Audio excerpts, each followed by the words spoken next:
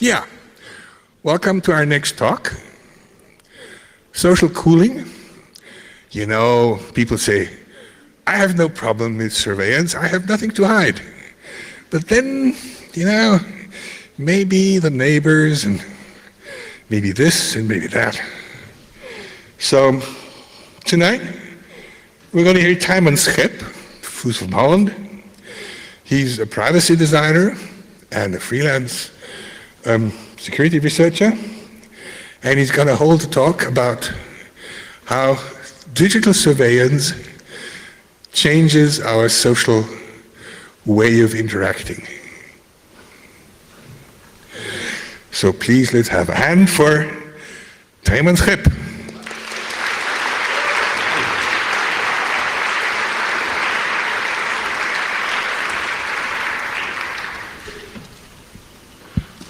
Hi everyone.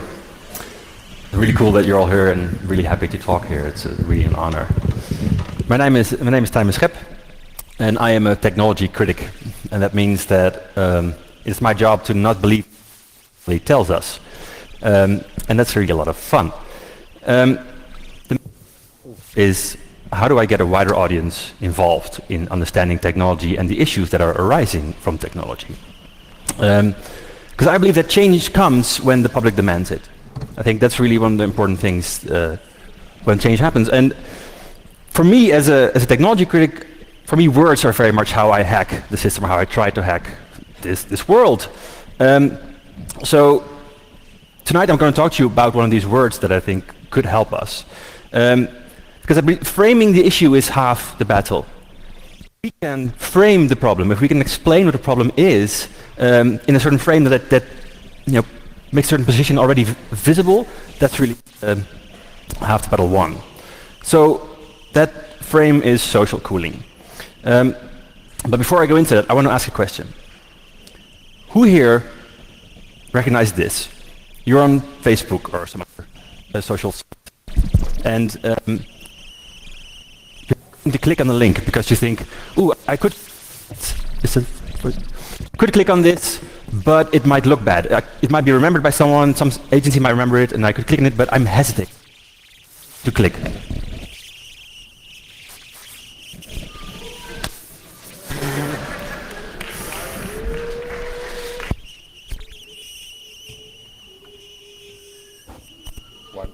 Is that better?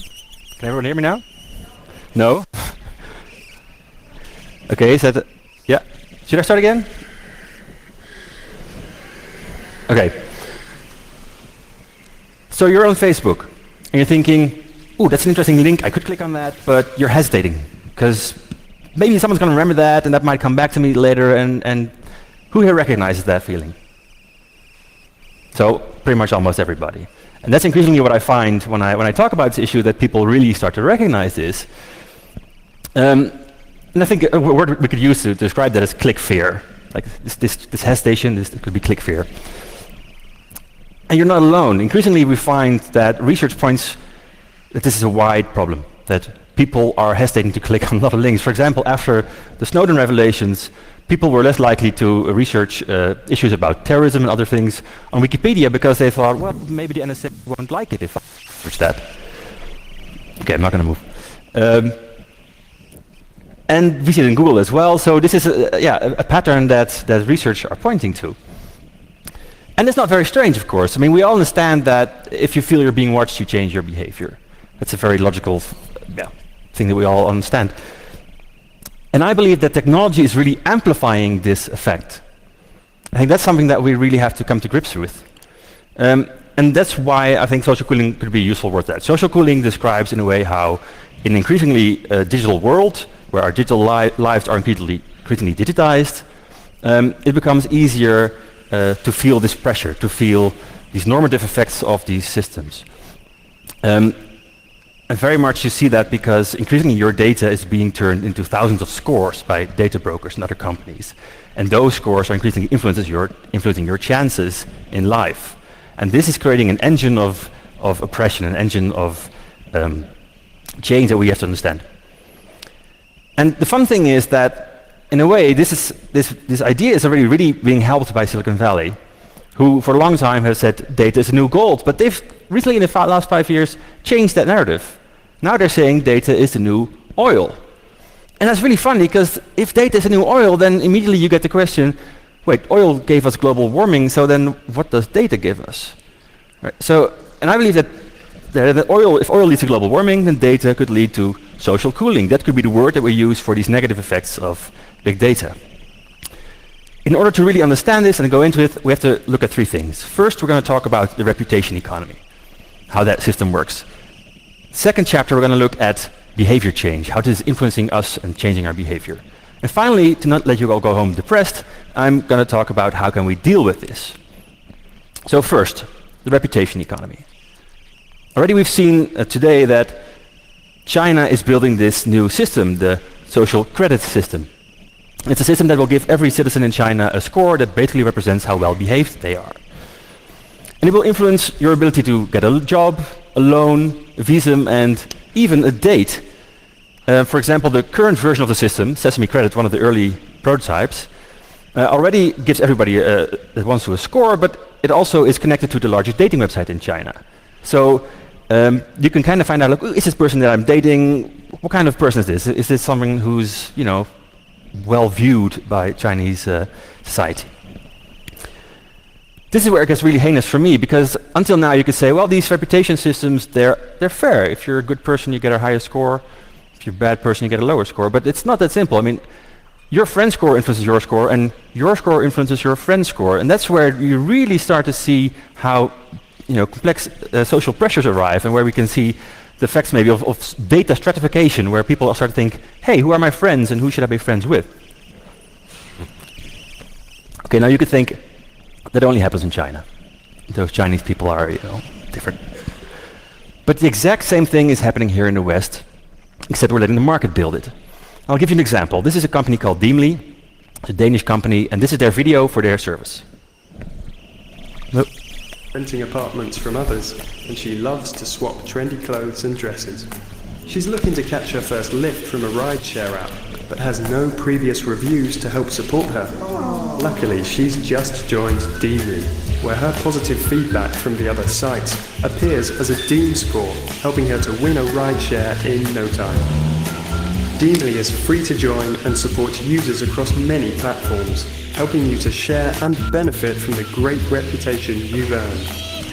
Imagine the power of using your Deem score alongside your CV for a job application. Like in China. Perhaps to help get a bank loan, or even to link to from your dating profile. Like in China. Sign up now at deemly.co. Deemly, better your sharing. Thanks. There is a change, there is a difference though. The fun thing about here is that it's highly invisible to us. Like, the Chinese government is very open about what they're building, but here we are very blind to what's going on. So mostly when we talk about these things, then we're talking about these systems that give us a very clear rating, like Airbnb, Uber, and of course a Chinese system. But the thing is, most of these systems are invisible to us. There's a huge market of data brokers who are, not visible to you because you are not the customer. You are the product. And these data brokers, what they do is they gather as much data as possible about you, and that's not all. They then create up to 8,000 scores about you. In the United States, these companies have up to 8,000 scores, and in Europe it's a little less, of around 600. These are scores about things like your IQ, your psychological profile, your gullibility, your religion, your estimated lifespan. 8,000 of these different things about you. And how does that work? Well, it works by machine learning. So machine learning algorithms can find patterns in society that we can really not anticipate. For example, let's say you're a diabetic. And, well, let's say this data broker company has a mailing list or has an app that diabetic patients use. And they also have the data of these diabetic patients, what they do on Facebook. Well, then you can start to see correlations. So if diabetic patients more often like gangster rap and pottery on Facebook, well then you could deduce from that if you also like gangster rap and pottery on Facebook, then perhaps you also are more likely to have or get diabetes. This is highly unscientific, but this is how this system works.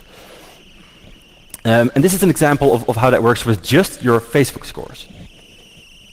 Was lowest, about 60% when it came to predicting whether a user's parents were still together when they were 21. People whose parents divorced before they were 21 tended to like statements about relationships. Drug users were ID'd with about 65% accuracy, smokers with 73%, and drinkers with 70%. Sexual orientation was also easier to distinguish among men, 88% right there. For women, it was about 75%. Gender, by the way, race, religion, and political views were predicted with high accuracy as well. For instance, white versus black, 95%. So the important thing to understand here is that this isn't really about your data anymore. Like oftentimes when we talk about data protection, we talk about, oh, I want to keep control of my data. But this is their data. This is data that they deduce, that they derive from your data. These are opinions about you. And these things are what make it so that even though you never filled in a psychological test, they have one. A great example of that and how that's used is a company called Cambridge Analytica. This company has created detailed profiles about us through something, through what they call psychographics, and I'll let them explain it themselves. By having hundreds and hundreds of thousands of Americans undertake this survey, we were able to form a model to predict the personality of every single adult in the United States of America. If you know the personality of the people you're targeting, you can nuance your messaging to resonate more effectively with those key audience groups. So, for a highly neurotic and conscientious audience, you're going to need a message that is rational and fear-based or emotionally based. In this case, the threat of a burglary and the insurance policy of a gun is very persuasive. And we can see where these people are on the map. If we wanted to drill down further, we could resolve the data to an individual level, where we have somewhere close to 4,000 or 5,000 data points on every adult in the United States. So yeah, this is the company that worked with both for the Brexit campaign and with the Trump campaign. Of course, a little after the Trump campaign, all their data was leaked. So data on 200 million Americans was leaked, and including, again, you see this data described as modeled voter ethnicities and religions. So this is this derived data. So you might think that when you go online and use Facebook and use all these services, that advertisers are paying for you. That's a common misperception. That's not really the case. What's really going on is that, according to FCC research, the majority of the money made in this data broker market is made from risk management. Right? So, in a way, you could say that it's not really not really marketers that are paying for you. It's your bank, it's insurers, it's your employer, it's governments. These kind of organizations are the ones who buy these profiles, more than the other ones. Of course, the promise of big data is that you can then manage risk. Big data is the idea that with data you can understand things and then manage them. So what really is innovation in this big data world, in this data economy, is the democratization of the background check. That's really the core of this market, that now you can find out everything about everyone.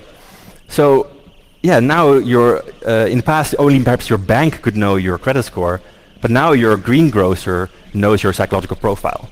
Right? That's a new level of what's going on here. It's not only market is not only invisible, but it's also huge. According to the same research by the FCC, this market was already worth $150 billion in 2015. So it's invisible, it's huge, and hardly anyone knows about it. But that's probably going to change. That brings us to the second part, behavior change. We already see this first part of this, how behavioral change is happening through these systems. And that's through outside influence. And we've talked a lot about this at this conference. For example, we see how Facebook and advertisers try to do that. We've also seen how China is doing that, trying to influence you. Russia has recently tried to use Facebook to influence the elections. And of course, companies like Cambridge Analytica try to do the same thing. And here you can have a debate on, to what extent are they really influencing us? But I think that's not actually the most interesting question. What interests me most of all is how we are doing it ourselves, how we are creating new forms of self-censorship and are proactively anticipating these systems. Because once you realize that this is really about risk management, you start, and this is about banks and employers trying to understand you, when people start to understand that, this will go beyond click fear, you might remember. This will go beyond, this will become, when people find out, this will be, not getting a job, for example. This will be about getting really expensive insurance. This will be about all these kinds of problems, and people are increasingly finding this out. So, for example, in the United States, if you, the IRS might now use are now using data profiles to find out who they should audit. So I was talking recently to a girl, and she said, "Oh, I recently tweeted about a negative tweet about the IRS," and she immediately grabbed her phone to delete it when she realized that, this could now be used against her in a way. And that's the problem. Of course, we see all kinds of other crazy examples that the audience, the wider public is picking up on, like, so we now have algorithms that can find out if you're gay or not. These things scare people, and these things are something you have to understand.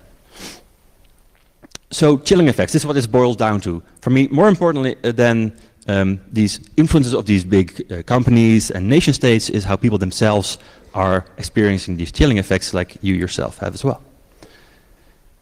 That brings us back to social cooling. For me, social cooling is about these two things combined. At one hand, this increasing ability of agents and groups to influence you. On the other hand, the increasing willingness of people themselves to change their own behavior, to proactively engage with this issue. There are three long-term consequences that I want to dive into. The first is how this affects the individual. The second is how it affects society. And the third is how it affects the market. So let's look at the individual. Here we've already seen there's a rising culture of self-censorship. It started for me with an article that I read in the New York Times where a student was saying, well, we're very, very reserved. She's going to things like spring break and said, well, you don't want to have to defend yourself later, so you don't do it. And what she's talking about doing crazy things, letting go, having fun. And she's worried that the next day it'll be on Facebook. So what's happening here is that you do have all kinds of freedoms. You have the freedom to look up things, you have the freedom to say things, but you're hesitating to use it. And that's really insidious. That has an effect on the wider society. And here we really see the societal value of privacy. Because in society, often minority values later become majority values. An example is weed. I'm from the Netherlands. And there you see, at first it's something that you just don't do, and it's a bit of a woo. But then, maybe Jan, you should try it as well, and then people try it, and slowly under the surface of the society, people change their minds about these things. And then after a while, it's like, what are we still worried about? Oh, the same pattern happens, of course, with way bigger things like this. I must honestly say to you that I never intend to adjust myself to racial segregation and discrimination. This is the same pattern that's happening for all kinds of things that change in society. And that's what privacy is so important for. And that's why it's so important that people have the ability to look things up and to change their minds and to talk about each other without feeling so watched all the time. The third thing is how this impacts the market. And here we see very much the rise of a culture of risk avoidance. An example here is that in 1995, already doctors in New York were given scores. And what happened was that the doctors who tried to help advanced stage cancer patients, complex patients who tried to do the operation, difficult operations, got a low score because these people more often died. While the doctors that didn't lift a finger, didn't try to help, got a high score because, people didn't die. So you see here that these systems they bring all kinds of perverse incentives. They lower the willingness of everybody to take risks. And in some areas of society, we really like people to take risks. Like entrepreneurs, doctors. So in the whole part, you can say that what we're seeing here is some kind of trickle-down risk aversion, where the way that companies and governments want to manage risk, that's trickling down to us. And we of course want them to like us, we want to have a job, we want to have insurance, and then we increasingly start to think, maybe I should not do this. It's a subtle effect. So how do we deal with this? Well, together, I think this is a really big problem. I think this is such a big problem that it can't be managed by just some hackers or nerds building something or by politicians making a law. This is a really society-wide problem. So I want to talk about all these groups that should get into this. The public, politicians, business, and us, finally. So the public. I think we have to talk about and maybe extend the metaphor of the cloud and say we have to learn to see the stars behind the cloud. Right? That's one way that we could, that's a narrative we could use. I really like to use humor to explain this to a wider audience. So for example, last year I was part of an exhibit, helped develop an exhibit about dubious devices. And one of the devices there was called Taste Your Status, which was a coffee machine that gives you coffee based on your area code. So if you live in a good area code, you get nice coffee. You live in a bad area code, you get bad coffee.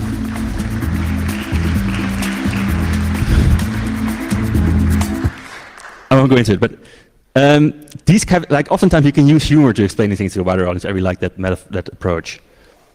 We've got a long way to go, though. I mean, if we look at the how long it took for us to understand global warming, to really, come to a stage where most people understand what it is and care about it and accept Donald Trump.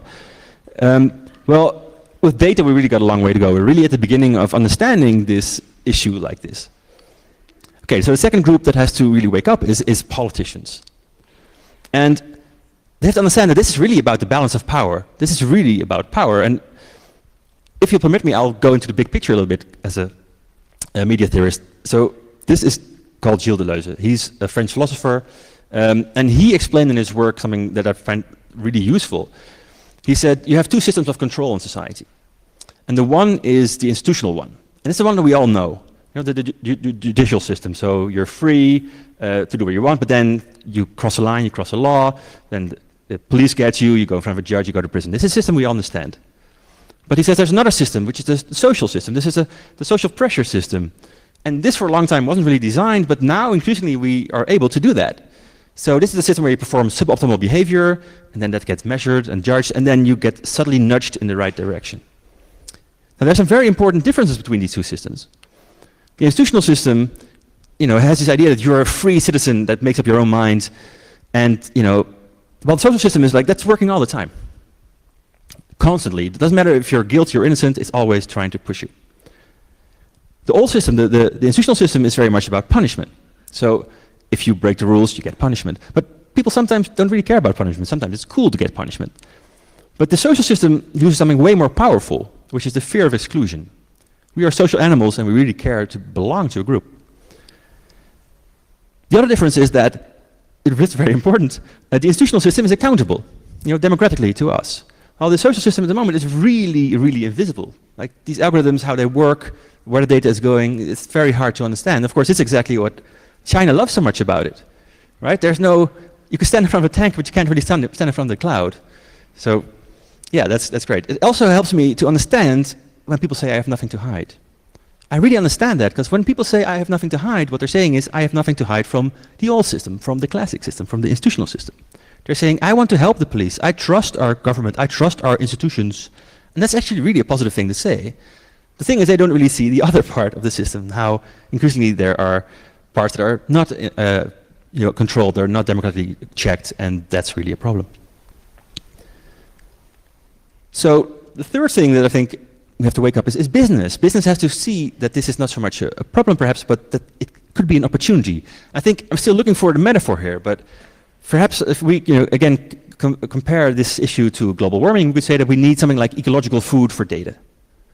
But I don't know what that's going to look like or how we're going to explain that. Maybe we have to talk about fast food versus fast data versus ecological data, but we need a metaphor here. Of course, laws are also really helpful. So we might get things like this. And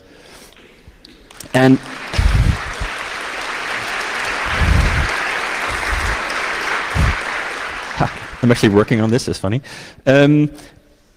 Or if things go really out of hand, we might get here, right?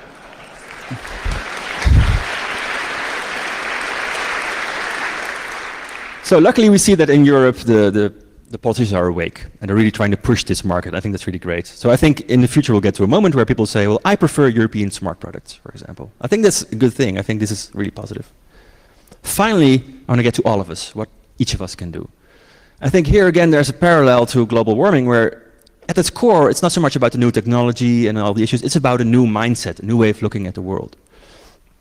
And here I think we have to stop saying that we have nothing to hide, for example. If I've learned anything in the past years, understanding and researching privacy and this big data market, is privacy is the right to be imperfect. Right? Increasingly, there's pressure to be the perfect citizen, to be the perfect consumer. And privacy is a way of getting out of that. So this is how I would reframe privacy. It's not just being about which bits and bytes go where, but it's about, a human right to be imperfect, because of course we are human, we are all imperfect. And sometimes when I talk at technology conference, people say, well, privacy was just a phase. It's like ebb and flood, and we got it, and it's going to go away again. I'm like, that's crazy. You don't say women's rights are just a phase. We had it for a while, and it's going to go again, right? And of course, Edward Snowden explains it way better. He says, arguing that you don't care about the right to privacy because you have nothing to hide is no different than saying you don't care about free speech because you have nothing to say. What an eloquent system admin. So I think what we have to strive for here is that we develop a more nuanced understanding of all these issues. I think we have to go away from this idea that more data is better. Data is automatically progress. No, it's not. Data is a trade-off. For example, for the individual, more data might mean less psychological security, right? Less willingness to share, less willing to try things. For a country, it might mean less autonomy for citizens. And citizens need their own autonomy. They need to know what's going on. They need to be able to vote in their own autonomous way and decide what they want. In business, you could say more data might lead to less creativity, right? Less willingness to share new ideas, to come up with new ideas. So that's, again, an issue there. So, in conclusion, social cooling is a way of understanding these issues, or a way of framing these issues that I think could be useful for us, that could help us understand and engage with these issues. And yes, social cooling is an alarm. It's alarmist. It is, I'm trying to say, this is the problem and we have to deal with this. But it's also really about hope.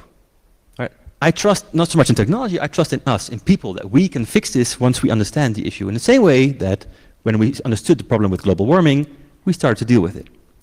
It's slow progress, but we're doing that. And we can do the same thing with data. It'll take a while, but we'll get there.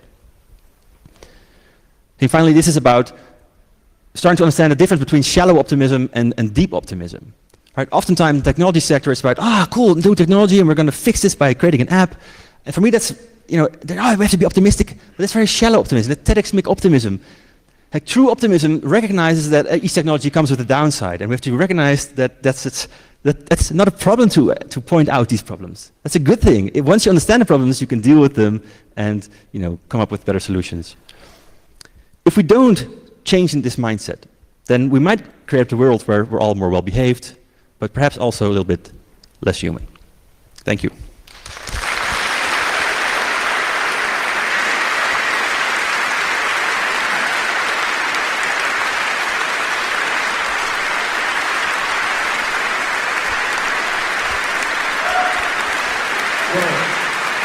Thank you, Simon.